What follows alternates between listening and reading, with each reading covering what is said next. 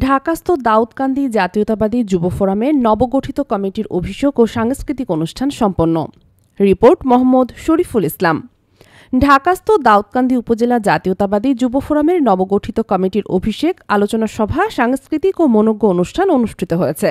রবিবার বিকেল 4টায় রাজধানীর diploma engineers institution of Bangladesh ভবনের মুক্তিযোদ্ধা হলে ঢাকাস্থ দাউদকান্দি জাতীয়তাবাদী যুব ফোরামের সভাপতি মোহাম্মদ আনোয়ার হোসেন আনন্দ এর সভাপতিত্বে এই অনুষ্ঠান সম্পন্ন হয়। এতে প্রধান অতিথি হিসেবে বক্তব্য রাখেন বিএনপির জাতীয় নির্বাহী কমিটির সদস্য ও সুপ্রিম কোর্টের আইনজীবী ড খন্দকার মারুফ হোসেন।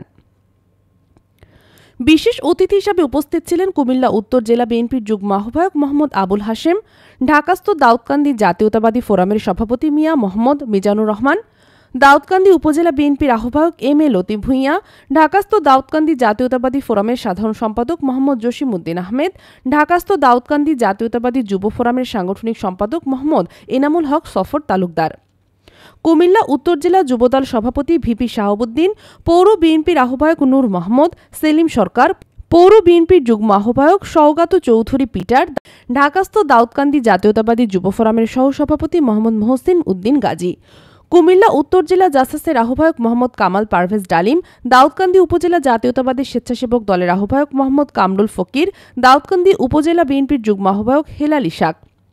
এছাড়াও অনুষ্ঠানে বক্তব্য রাখেন ঢাকাস্থ দাউদকান্দি জাতীয়তাবাদী যুব ফোরামের সিনিয়র সহসভাপতি মোহাম্মদ মাহবুব আলম, ঢাকাস্থ দাউদকান্দি জাতীয়তাবাদী যুব ফোরামের সাংগঠনিক সম্পাদক মোহাম্মদ মাহবুব হোসেন নিজাম এবং স্বাগত বক্তব্য রাখেন ঢাকাস্থ দাউদকান্দি জাতীয়তাবাদী যুব ফোরামের সাবেক সভাপতি মামুন ভূঁইয়া।